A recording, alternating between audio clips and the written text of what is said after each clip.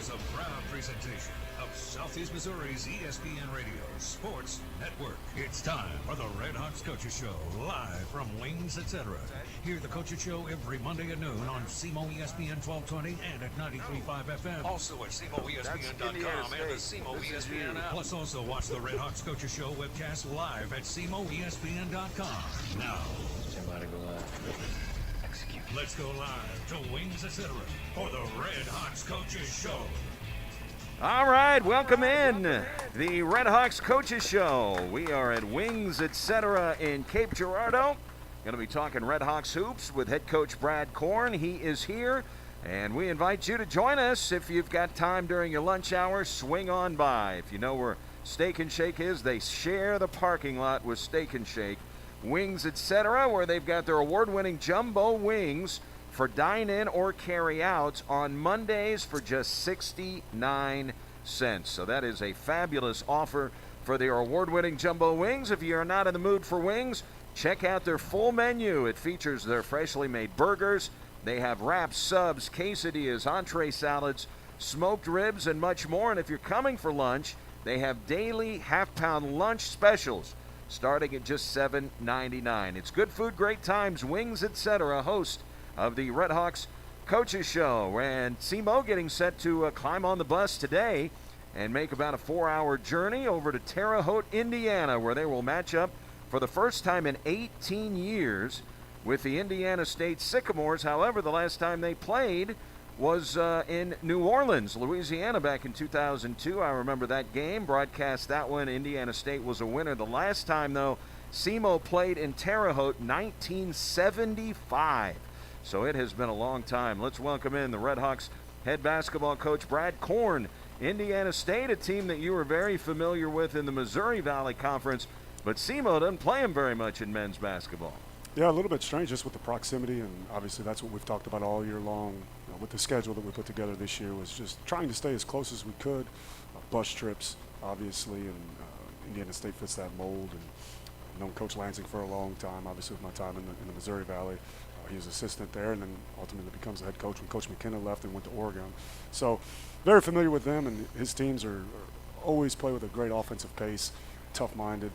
And obviously they're picked, I believe it was 4th, if I'm not mistaken. That's correct. In Missouri Valley. So it's another great game for us. As we've talked about before, too, Eric, just didn't really do ourselves any favors with the schedule. But, again, at the same time, it's what I think it's what our guys want.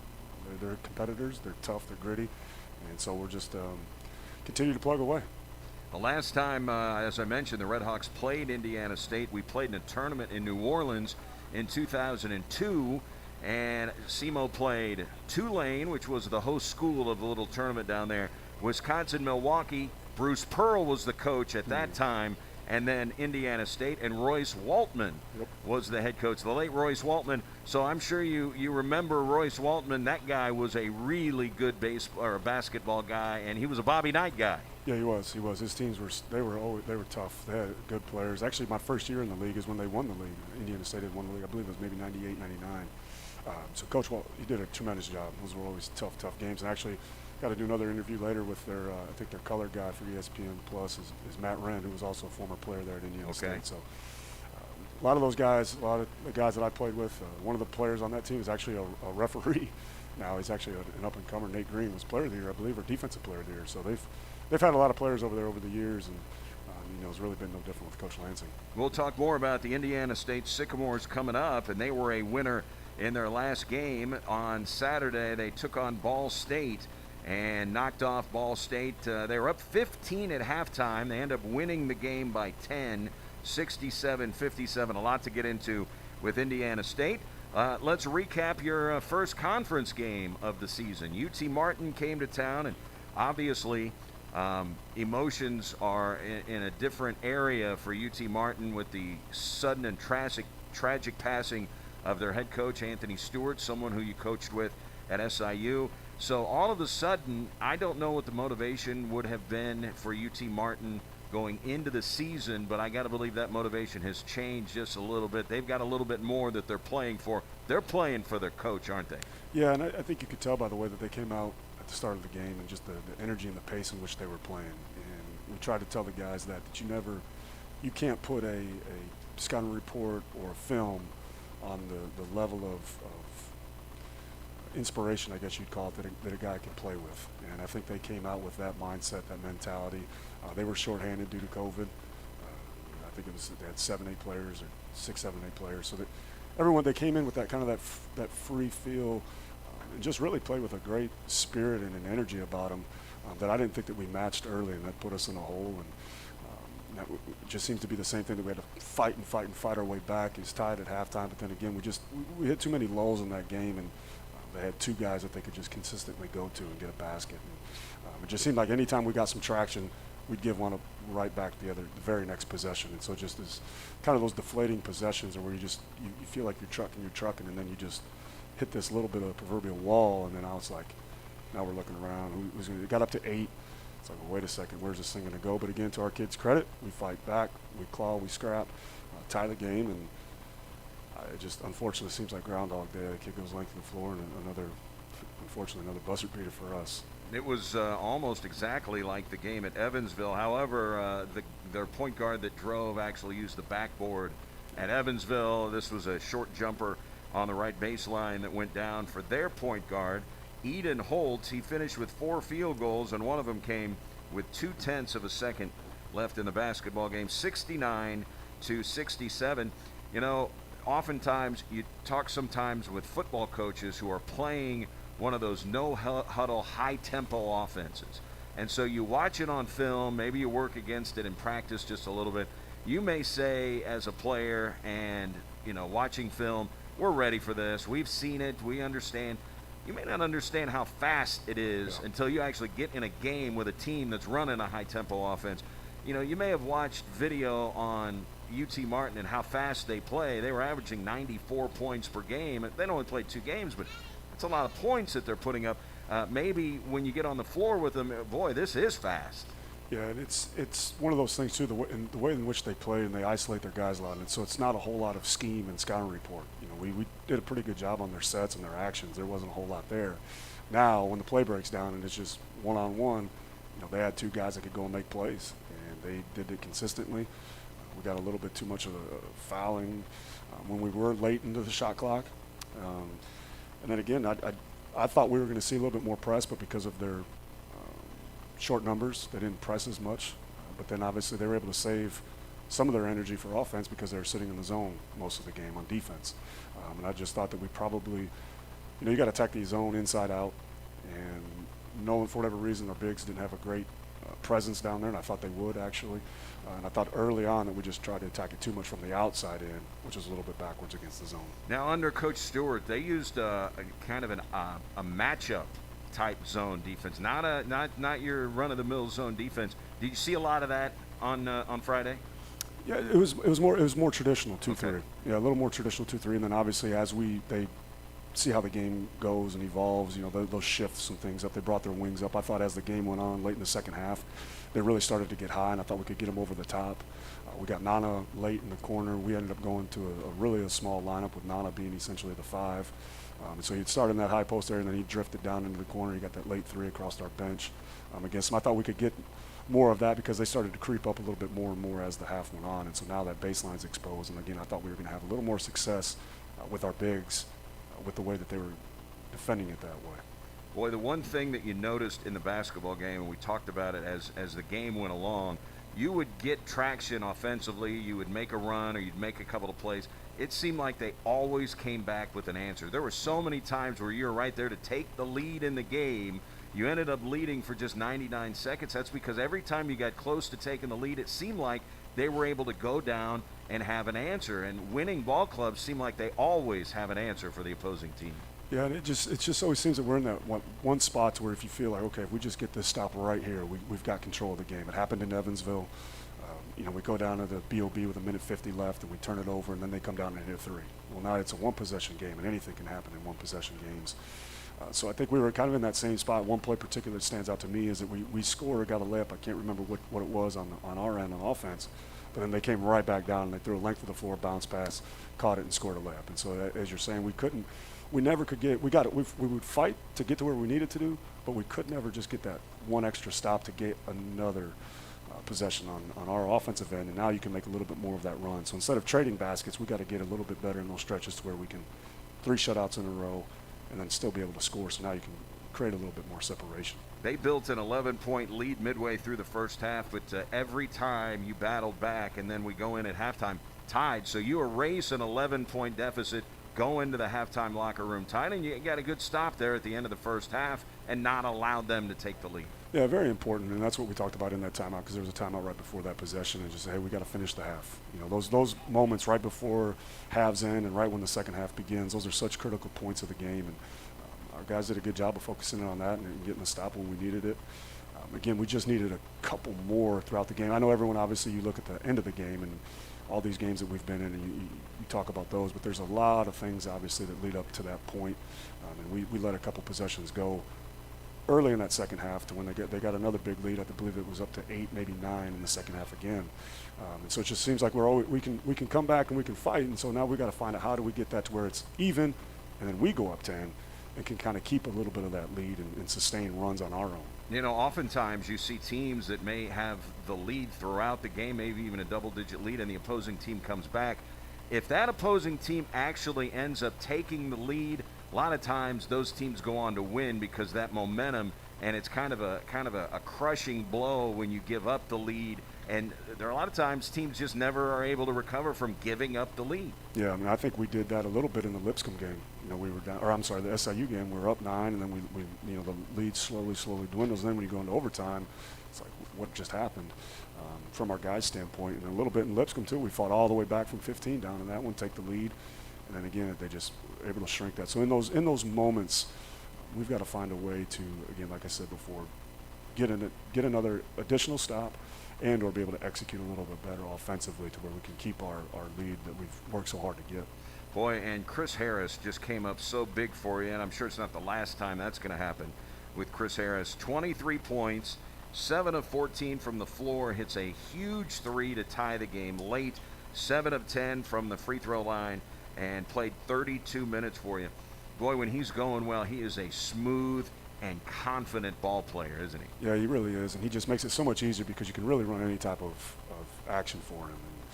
And I knew I was going to go to him late just because he had a great game up to that point, and he's obviously a game winner and shown me before, so I knew he would be up for the challenge, especially bouncing back after the Evansville game where he didn't play particularly well.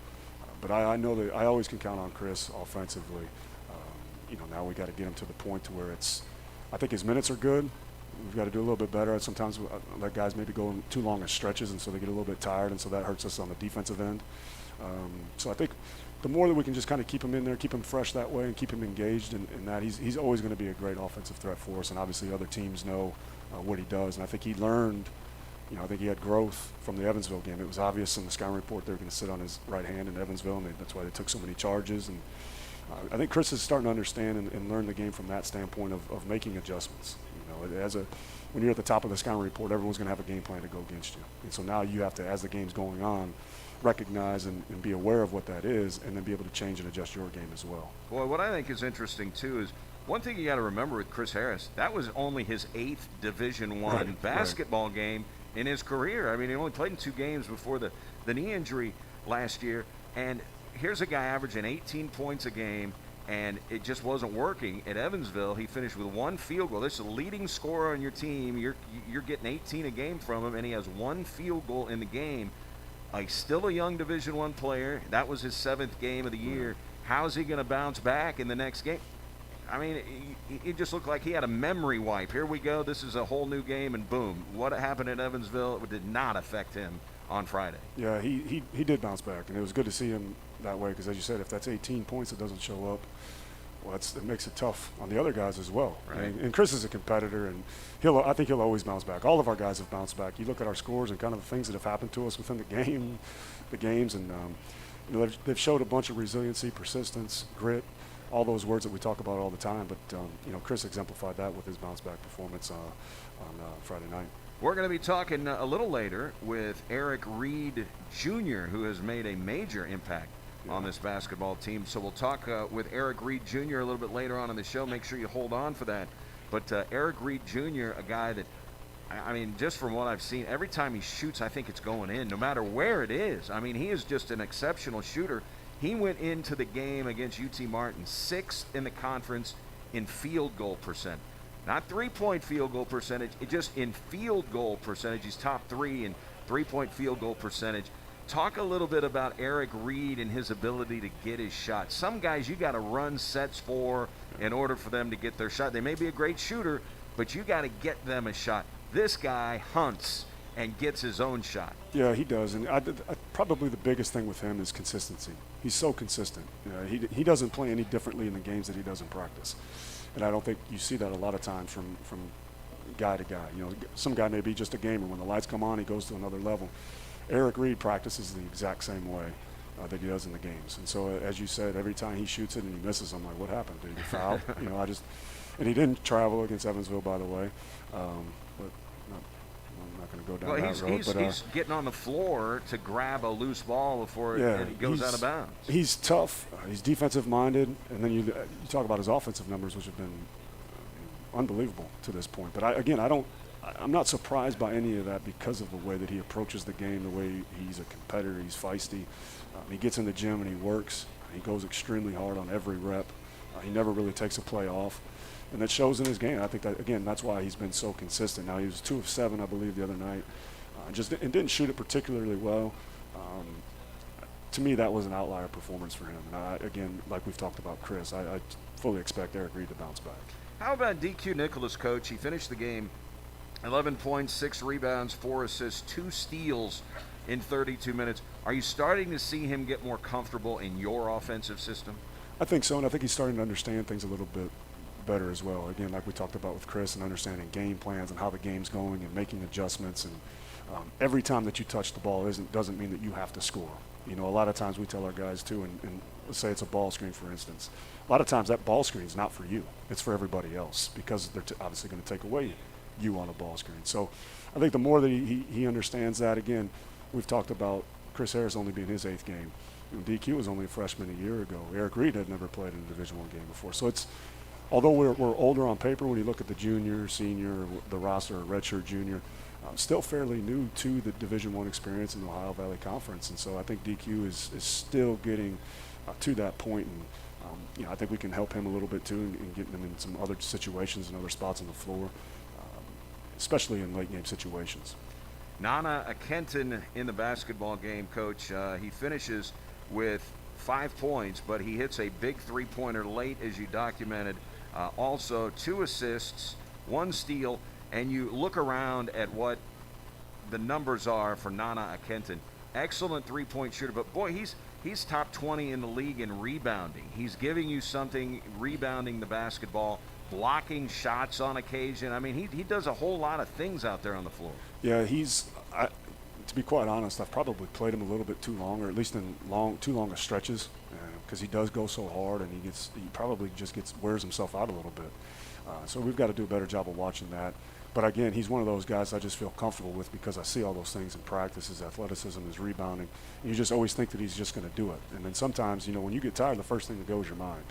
And so I think maybe I've probably played him in a little bit too long with stretches. We've got to get him in and out a little bit more just so he can stay with that energy and the freshness that he does bring, because he's a tremendous catch and shoot. Had a great game against Evansville, and he does it, you know, with his athleticism and the way he goes and gets balls and his determination. He's good on the defensive end when he's fresh, and we've got to do a better job of keeping him that way so he can give us everything that he can give us. I think that's just an example of a learning process for you and your coaching staff, because you've got these guys in practice all the time. You can play practice games, but until it's a real game and you see, okay, maybe I need to get him out. How would you know that in practice? I mean, it's a learning experience as you go along and see how guys react in game time situations, because, yeah, I mean, as much as you want to simulate it in practice, there is nothing like game time, right? Yeah, no, you're absolutely right. And it's not just for myself, too, but for the guys. You know, I've put some guys in some situations, and we've failed in some areas. And so now it's like you go back, and I tell the guys all the time, film sessions aren't to be bitter, it's to get better, and that's myself included. And you're still finding some stuff out with guys that can handle certain things in certain situations, or, okay, well, maybe we need to go to this guy now. So you're always learning. You're learning that, and they're learning me during timeouts as well, and I'm learning them in live game situations and pressure-packed situations. as long as we can stay the course, Eric, I think that the schedule will pay dividends. If we continue to push through and understand and learn, it's going to pay dividends for us, because these things you probably wouldn't see or know if you'd have played maybe a couple games where you win by 40 or whatever the case may be. So could we have done that? Sure. But I think that it's going to prepare us for January and February as we get late into OVC play. And I hope that it pays dividends down the line. But I think it will, as long as we continue to stay the course. We talked about watering the bamboo, the story of that. And so I think the guys are really bought into that and what we're trying to do and where we're trying to go. But again, it doesn't make the crushing losses any easier. Everybody's coaching philosophy is different. I can't imagine that Bobby Knight would sit with his players and say, you know what, in that last game I made a mistake by doing this. And some coaches are like, they'll never say to their players, hey, maybe I didn't do that right, or maybe I didn't do this. Other coaches are like, you know what, that's on me, guys. We probably should have done this. What's your philosophy on that? I think some of it's you got to check the temperature of the room. If guys are really, if you can feel maybe that they may start to point fingers, well, it was your fault, it was your fault. Say, hey, I'll diffuse that situation. I'll take the blame. I'm a big boy. I can handle it. But I do think that I messed up the Evansville game, to be totally blunt and honest with you. I thought I could have been better in situations that would have never even got to the guys and put them in better situations. And so that's just me being honest. I tell recruits all the time, I don't lie to people, because lies are hard to remember. So I just shoot it straight. And that way when I go to bed, and I don't have to worry about what I told someone the day before, because I told you the truth. And so I think the more that I can be honest with myself and self-aware, then I can grow and be better as well. So Nolan Taylor went into the game your second leading scorer, averaging 13 per game. Just one shot from the field in the game. He went 1 for 2 from the free throw line, 3 points, 2 rebounds. What did they do well with their zone to keep you from utilizing Nolan Taylor as you had up to that point? I think that just naturally that's what a zone does to you. And to flip it, when you play zone on defense, your guys typically go into a lazier mindset just because, they hear zone, or you played zone in high school and you got to just kind of stand around in the zone. So I think that when you are running zone offense, if you just kind of stand around, you're playing right into their hands. And so I thought we did a poor job of getting him touches. And again, as I said before, the way to attack, high post area corners, low block, inside out first. And I thought we were going to have a great advantage with him, because now I thought he started out too high. He was around the block area, and we want him to start below the block area. So now that brings the level, that back line of defense down another step, which now opens up the high post. So all those things are working together. I just thought he was just hanging around the blocks too much, just thinking that he could just step in and get a touch, because a guy may have looked, or he may have thought that they were thinner than him, or whatever the case may be. He could just stand there and get a catch. Well, they were playing at a different pace, into where now if you just try to turn and catch against a zone, you're not going to get those catches. You have to start below them and then be stepping into their legs that way. And we never seemed to get to that spot. And then when he was in the right position, the ball ended up being on the other side of the floor. So now you got no one stepping in or ducking in on one side of the floor, but the ball's on the other, and that's obviously no way to attack a zone. And so I just think we did a poor job of getting him lower to start with initially, or getting to understand to be lower than the defense initially to start, and then to get those step in, post up touches and opportunities. Well, you continue to share the basketball, Coach. 17 assists in your 23 made field goals. I know you love to look at that stat. Yeah, it's been probably one of the things that we've been the most proud of, and up until that game that we had the other day, we had 21 assists, 19 assists, 17 assists. So it's like that's beautiful basketball. That's the way we want to play.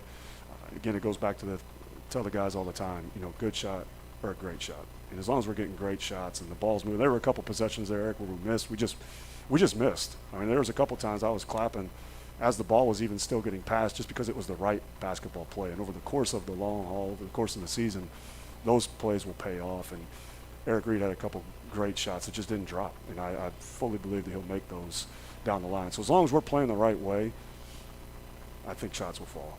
And, UT Martin, just 12 assists in their 25 made field goals, less than 50%, which can give you the impression one-on-one ball. You don't have a lot of one-on-one stuff. No, we don't. And unfortunately for us, we weren't able to guard the one-on-one. They're two guys that way. Again, like I said before, we took them. There were no tricky offensive sets or anything that they were getting us on. They were a totally different prep than all of our opponents up to that point. Evansville was skilled, shooting threes and sets and all that. And Lipscomb the same way, 2 games with them. SIU even to the point of sets and execution and all those types of things. And then this one was more of just, once the set wasn't there, it was transition and it was one-on-one. And unfortunately, they got us in some spots to where we didn't do a good enough job on their 2 guys. The guy that was their big man in the game was Cameron Holden. 24 points, 10 rebounds, 4 steals in the basketball game. And he's one of those guys that's going to let you know every time he makes a basket, too. I mean, everyone's personality is different on the floor. He's one of those guys, and you love him when he's on your team. You can't stand him when he's on the other team. But he's a guy that gets under people's skin, right? Yeah, right. And it's the way that he plays. And he plays extremely hard. He's a competitor, 6'5", 200 pounds. So you're talking that undersized, mismatched guy. But he plays tough and physical. And I thought their whole team had that identity and that brand. If they just came and they punched us in the mouth a little bit, and we didn't respond well enough. We didn't match that intensity right away, and I think that gave us. We finally woke up and answered the bell. But again, now when you don't come ready right away, you're going to put yourself in those late game situations. And I think our guys will remember how that game ended, everything that transpired, and understand that the focus and the toughness that you have to play with in order to get wins in this league. How'd you like the defense on the last shot? Because it looked like you were guarding the shot. It looked like you had a hand up. You were right there with the shooter. Yeah, I don't think that DQ could have done anything else, really. Honestly, he got him. It was a tough shot. I challenged it high without fouling. I think if you do anything else, they kick it out to somewhere else, or you break down. We didn't necessarily break down. We just in the Evansville game, they got right to the paint, and that can't happen. In this game, he didn't get to the paint. It was more in that 12-foot, 15-foot area, a little bit of a push-up. But I thought he defended it as well as he could have, especially with both teams being out of timeouts. You just got to knuckle up at that point and do everything that you can. I thought DQ did do that. Even in the Evansville game, though, he may have gotten just to the right of the paint, but you had 2 guys there. I mean, it's not like he just went in uncontested for a game-winning. You had 2 guys right there. I think Nana was one of them. Nana and Chris, yeah. And I mean, he made an unbelievable shot. They called foul on there was no foul there, but I mean, it was an incredible shot. We played great defense on the Lipscomb, and the kid just hits a step back, unbelievable 3. So a little bit of unlucky, a little bit of putting ourselves in those situations. You look at all those games we've been down, had to claw back, and so we've done a good job. Now we just got to get to that point. It's just like shooting. You just need to see one to go in.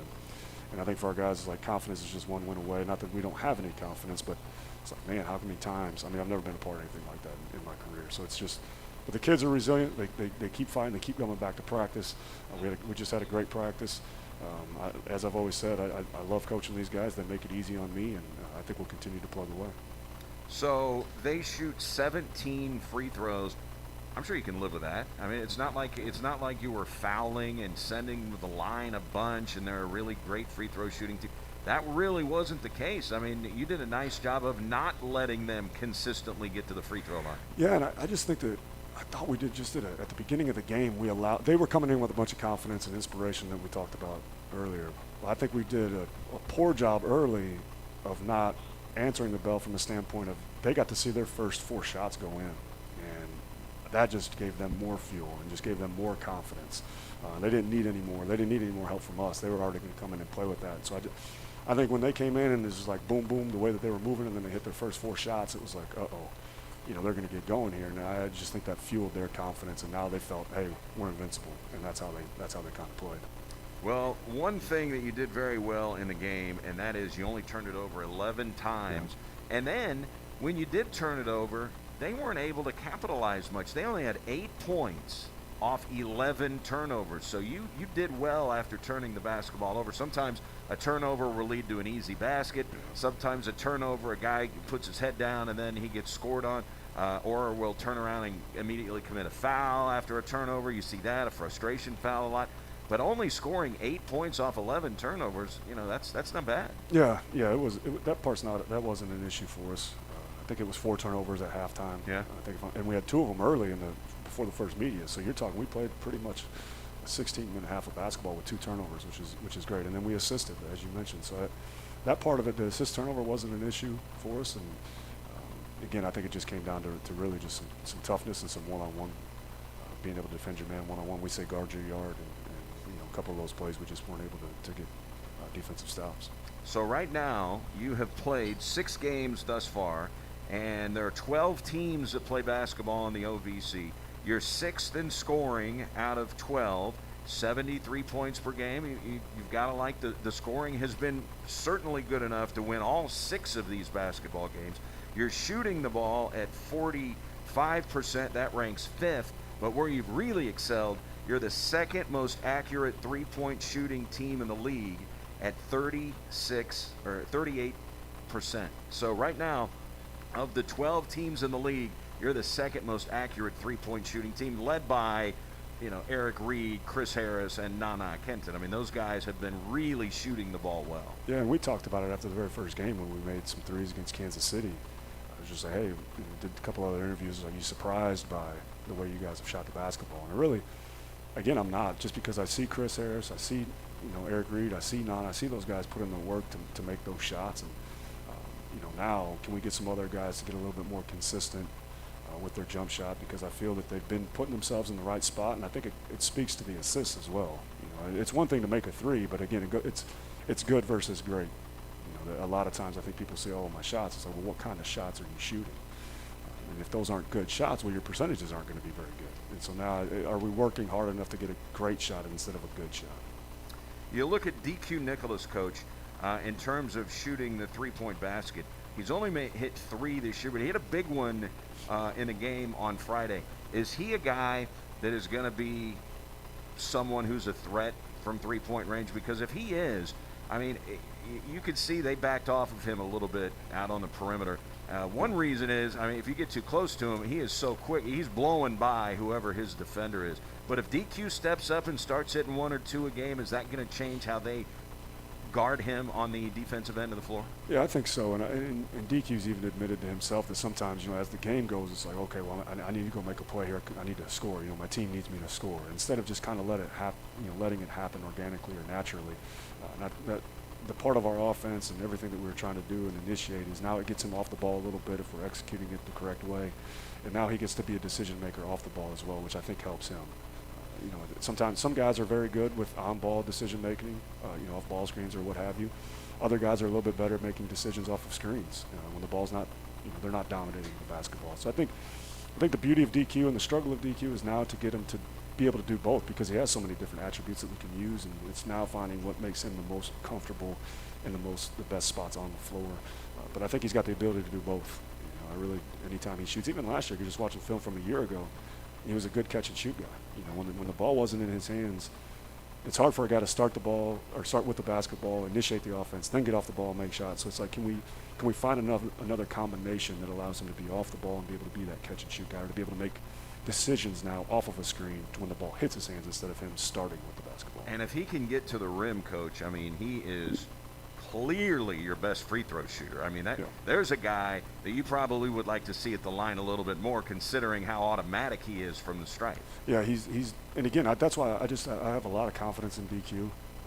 He cares. He works at it the right way. We were at the Lipscomb game. We had the 4 free throws, and said, DQ, you got it. And he goes up there and he knocks down all 4. So everything, he's got all the right stuff.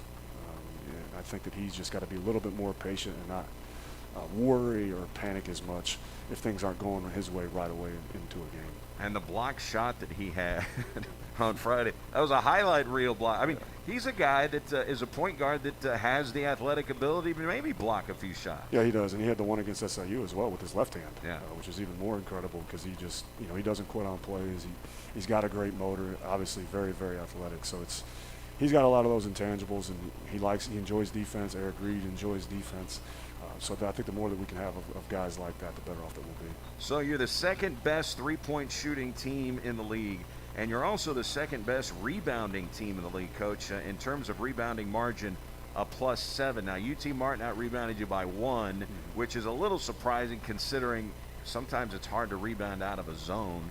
You just never know night to night, rebounding out of a zone. But a +7, 6 games into the season, you've got to like what you're seeing. 2nd best three-point shooting team, 2nd best rebounding team. Yeah, and a lot of that goes to Nigel Russell. He should get a lot of credit for that because he's a great knack for the ball for offensive rebounds. The play that he had against Martin off the free throw, they thought it was 2 shots. Yeah. It was a 1-and-1. He gets us an extra possession, and now we come down and get a layup. And I think that was the play that I'm talking about. Then they came right back down and got a layup on us. So it was like, you have a great, unbelievable play, and then you give up a layup right after that. Those are the plays that we got to get eliminated or corrected. But Nolan Taylor does it. Once he's down there, you can't get around him or move. And so it's like we've got a lot of guys. Eric Reid actually has a great knack for the ball as well. And, athleticism helps, but you look at some of the greatest rebounders ever. They weren't the biggest or tallest of guys. It's a determination. It's just having a knack in the nose for the ball. And Nigel has that. Nana has that. Reid has that. And then again, Nolan he's so big that once he's down there, if the ball comes to him, he gets his mitts on it. It's going to be his. All right, Eric Reid is here. We're going to talk to him after the timeout. Tell us about the recruiting process with bringing Eric Reid. He played at junior college down in Texas. He's from Louisiana. How did Eric Reid end up here at SEMO? We'll ask him the same question, but tell us about recruiting Eric Reid. Yeah, it was obviously you get the jobs like you didn't know what the roster was necessarily going to look like, and then once we found out, Coach Yoder had remembered him from his time just in the JUCO ranks, and so it's like, hey, we call him up, we get on the phone, and then we're starting to talk to him. We're watching clips on Synergy and all this, and I actually knew one of his assistants from long ago that was down at Howard, and I actually saw Howard play in a JUCO shootout when I was at K-State watching someone else, and so I vaguely remembered him. And then when I was watching film, I was like, oh yeah, I remember him. And I just remember talking to Coach Yoder. I was like, okay, well, when we're starting out, what is this kid about? Forget about the basketball stuff. But what is he really about? And then you get to know him and his family. Military, disciplined, junior college, great kid, accountable, all these other things, all these other factors. And when you're starting out, you're not just taking a guy to take a guy. We wanted to make sure that he was the right guy, not only athletically, but also who he was as a person. And so once you peel back all those layers, and I tell people all the time when I do interviews, like I want to have and I told Eric this, I always want to have a guy like him in our program, always, because he's never a kid I have to worry about off the court. He comes and gives it every single day on the court. He's only going to get better. I'm really excited about him and Nate Johnson because of COVID, and they get another year. I think you're just going to see Eric Reid and Nate Johnson go to a whole nother level next year because of not just because of their talent, but also who they are as people. And Eric Reid is, he's phenomenal that way. So when we got him on the phone, and he just was like, Coach is just going back and forth, and talking to his family and his father, and he just decided to do it. And again, he couldn't take visits. He had took some visits before, and so it was. I always want to have an Eric Reid. Always. You can take the stats. Obviously, that's great. And he's a great player and all that, but even more so is who he is as a human being as well. I think Eric will probably like the answer to this question. Down in Louisiana, there's the Cajun draw. Sometimes some people from Louisiana talk a little different, and you can tell, hey, that sounds like they're probably from Louisiana. The LSU football coach, for one thing. I want to ask you, because you're a Midwest guy, just get your thoughts.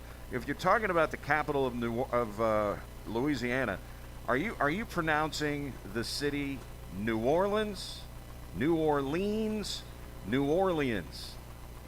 It's New Orleans. The capital of Louisiana is what, Eric? Baton Rouge, Louisiana. Baton Rouge. I just had to throw that. I just had to throw that out at you. Yeah, Eric might as well be from Minnesota. I'm not sure if he's really from Louisiana. You were set up to lose that one, Coach, because unless you caught it right away that you knew Baton Rouge, I totally threw you a curveball. I just want to see. I thought Eric could get a kick out of that. All right, we'll talk with Eric Reid. We'll come back at the end of the show and get a preview of the Indiana State Sycamores. We'll take a quick timeout. Eric Reid from the capital of Louisiana, Baton Rouge, when we come back. Red Hawks Coaches Show from Wings, etc.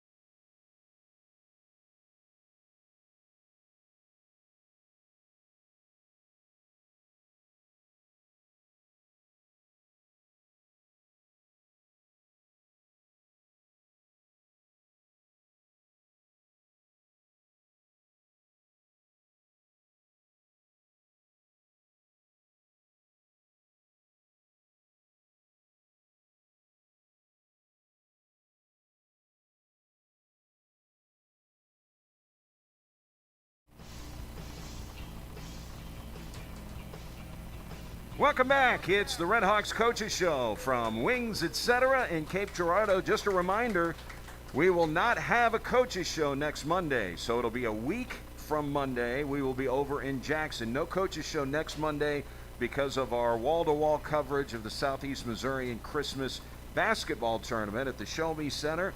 26 games over 4 different days. They will play Saturday, take a break Sunday, and then play Monday, Tuesday, Wednesday at the Show Me Center. And, of course, you can hear every game right here on SEMO ESPN.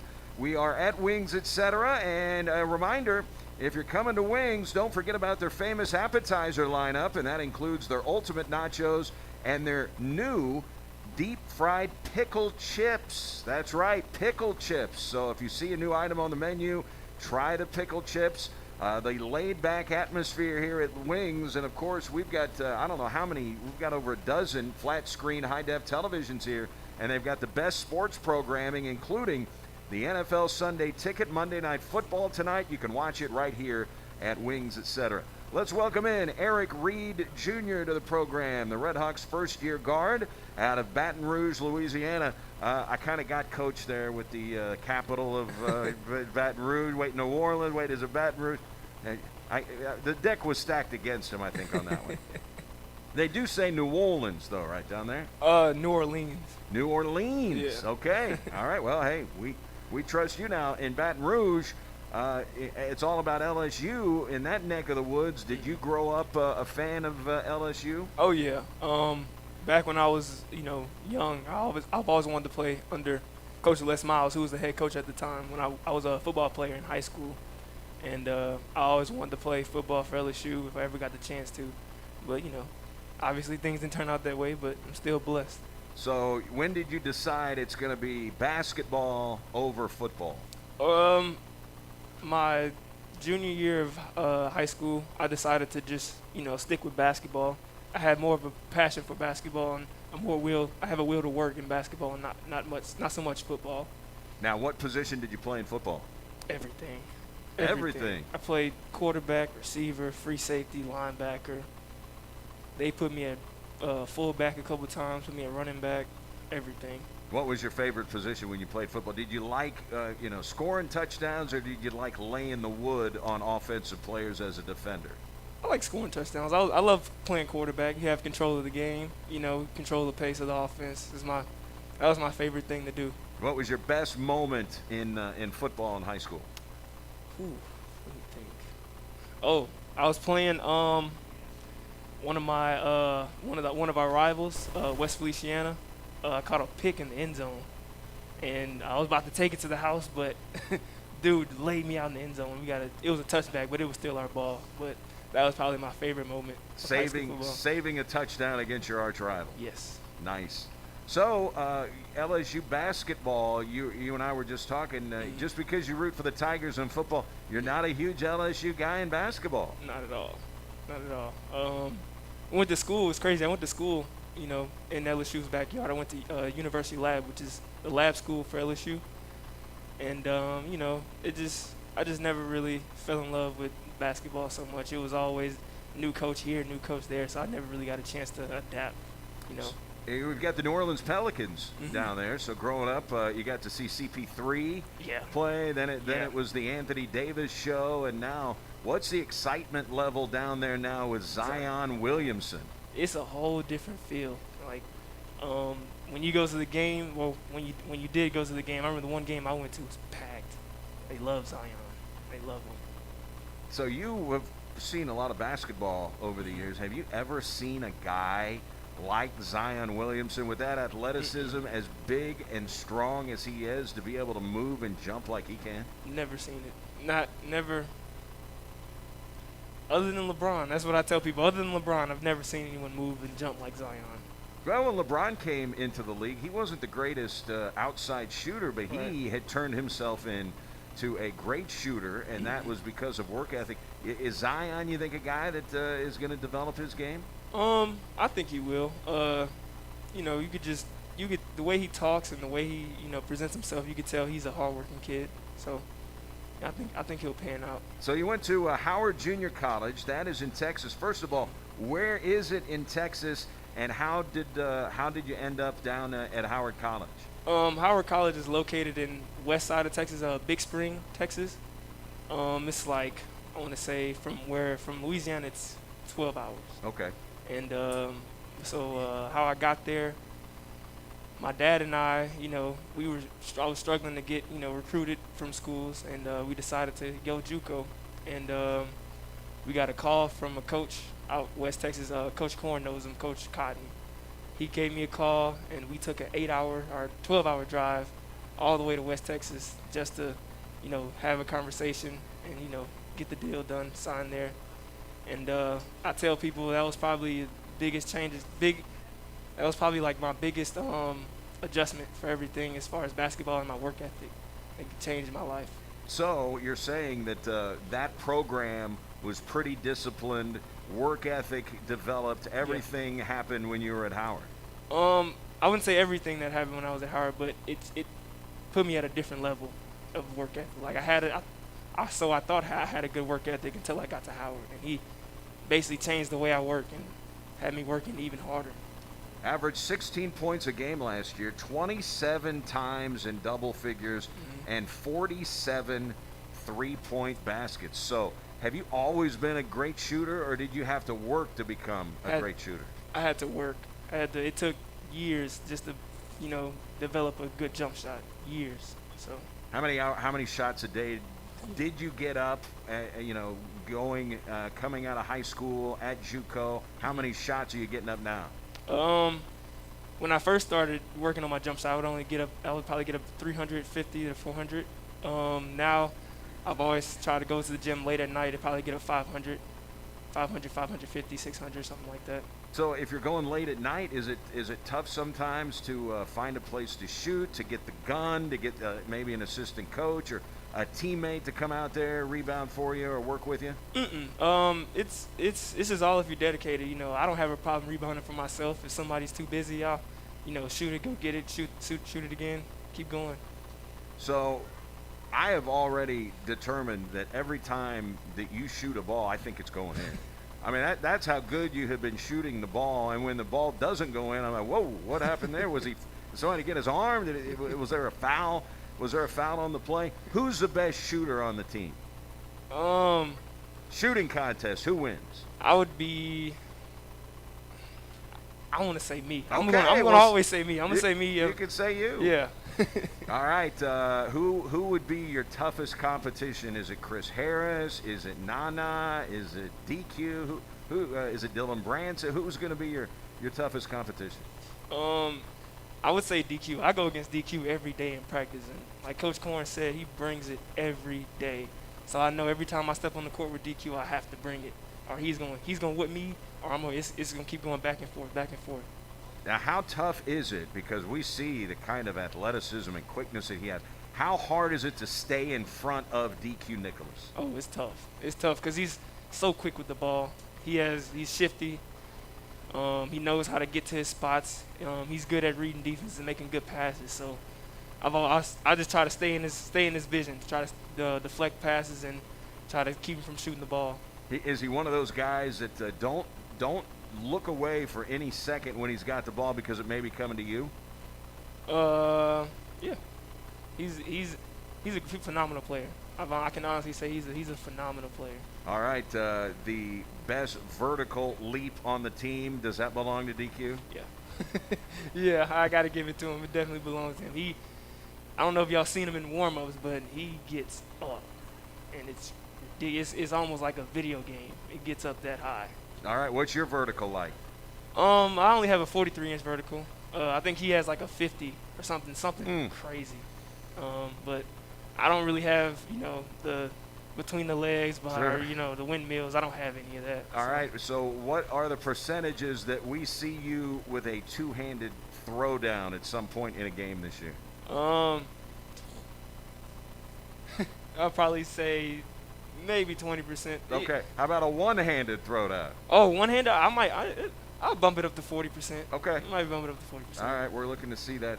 Now, as far as the three-point basketball, you guys are the second most accurate three-point shooting team in the league. Why are you guys so good at shooting the three? And it looks like guys aren't forcing stuff. It looks like a lot of it's just coming right out of the offense. Oh, we have guys that work hard every day, get shots up every day. You know, it's not just me.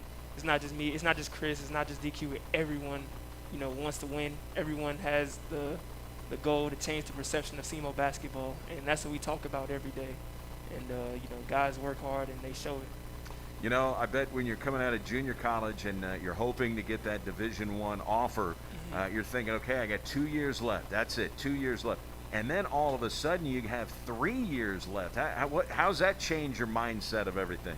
As far as like JUCO went, or as far as like going forward, now you got 3 years of being a Division I player when you thought, hey, you're only going to have 2 years. Oh yeah, like Coach Korn said, it's, you know, I think I'll get better. He believes in me, that he believes that I'll get better.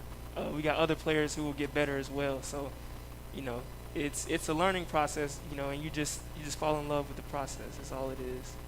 All right. Well, I've been down to Louisiana probably 5 or 6 times. We played New Orleans lots of years. In fact, the last time we played Indiana State, I was there in 2002 when they played them in a tournament down at Tulane. So for anybody headed to Louisiana, give us some of the best Louisiana food that there is to eat down there. You want any restaurants or just food in general? Just food in general. Okay, well, if you go to Louisiana, you gotta get shrimp or crawfish. Okay. Always gotta get shrimp or crawfish. Some people, they like crab legs. I'm not really a big fan of crab legs just because it's got a weird taste to me. But another thing that I recommend getting is seafood gumbo.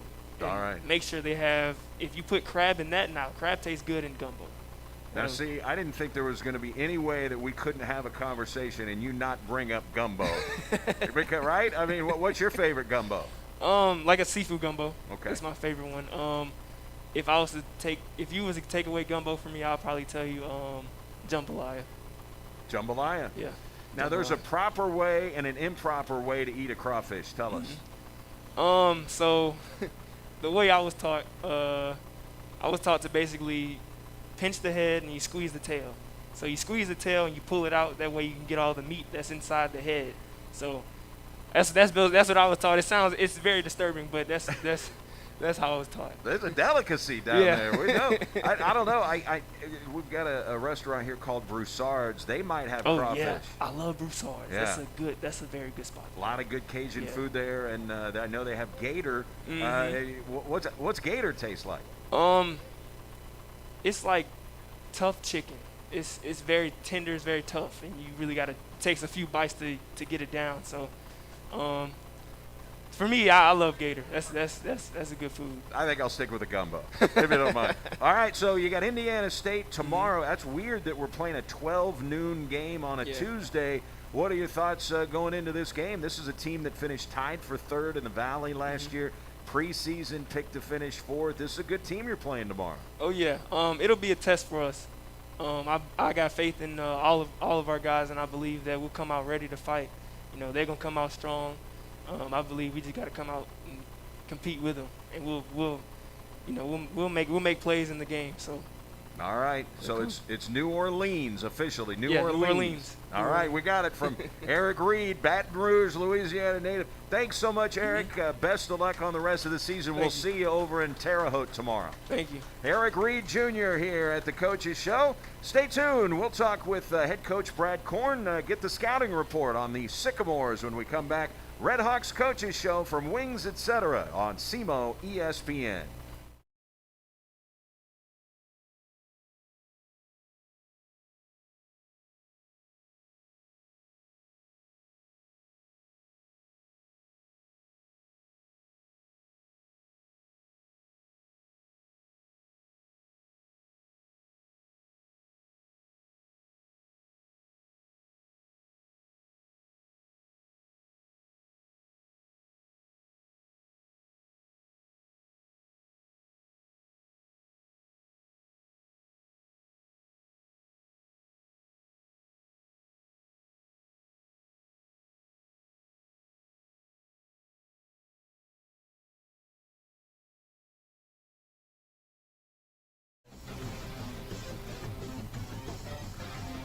Final segment here on the Red Hawks Coaches Show from Wings, etc., where Don't forget, on Mondays, they've got their award-winning jumbo wings, just 69 cents on Mondays, so make sure you take advantage of that. And if you're in a hurry, call ahead. They'll have them ready for you. You can carry them out, or you can dine in. There may be some places where you're not allowed inside the restaurant itself, but the restaurant is open here at Wings Etc. and all of the great sporting events on all the flat screens here. Red Hawks are going to play a team that is 2-2, Indiana State, and they're coming off a win over Ball State, a 10-point win over the weekend. Let's talk it over with head coach Brad Korn. Boy, this is a basketball team in Indiana State, a little different than what you saw with UT Martin so far. They're 2-2. They are dead last in the Missouri Valley Conference at three-point shooting percentage, and they've made the fewest threes of all the teams in the Missouri Valley Conference. Now, I know we talked a little bit about that with Evansville. They weren't shooting the three very well prior to the game that they played against you, but this is not a team that is heavily reliant on the three ball as UT Martin was on Friday, right? Yeah, and I think a lot of that goes to how they are a great transition offensive team. They change ends of the floor very, very fast, and that's going to be a huge key for us is getting them stopped in transition. And because of the way that they push the basketball, they don't have to rely on threes because they're getting to the rim or getting layups. So they do that, and they've got some players that they can really isolate, and they have a four-man that is a point forward, if you will, so he doesn't shoot a ton of threes. He's more of a driver, get other people involved. So they've got in their point guard, Julian Larry is a very heady, plays extremely fast, runs the team. So they've got some guys that just don't really look to hunt the three ball like that. And again, it plays into what they do very, very well, which is transition offense. Well, their leading scorer is Jake LaRavia, coach, and boy, this guy is 5th in the Valley in scoring, 8th in rebounding, and he is an excellent free throw shooter at 6'8".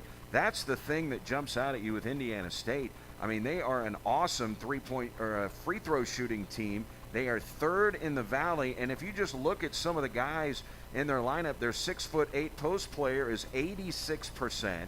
Tyreek Key, their senior, 91%. They've got a guy who's 100%. Another player who is 82%. Another player's 83%. I mean, this is a team that will kill you from the free throw line as they did to Ball State. They outscored Ball State from the free throw line 21-10. Yeah, and he had, as you mentioned at the beginning, he had, I believe it was 22 in the first half against Ball State. So he has a little bit of that matchup now. He's that point forward that I was talking about. And again, it speaks to how much pressure they put on you in transition, because now you're picking up hand checks, you're picking up fouls at the rim, and that obviously plays into their free throw shooting. And then for us, obviously, if we shoot free throws a little bit better, we'd be, our record would be different as well. Now, just because you turn other teams over or are near the top of your league in steals, that doesn't speak to how good of a defensive team you are. They're bad defensive teams. They gamble a lot and they get a lot of steals. Well, they're 2nd in the Valley in steals, but last in field goal percent defense. But in terms of turning the opposition over, they are outstanding. They're one of the best teams. They force the most turnovers of any Valley team. So that speaks to what you're saying. They must put a heck of a lot of pressure on the ball. Yeah, and now when they're putting that much pressure on you on transition defense, I think a lot of times too, teams get frustrated, or their coaches get frustrated. Now they try to go back just as fast as they do, and now you're playing at a tempo that they want, and that may not be necessarily what you can do with your team. And so now you're turning the basketball over a little bit more that way too in that regard. So Coach Lansing teams have always been very, very fast and aggressive offensively.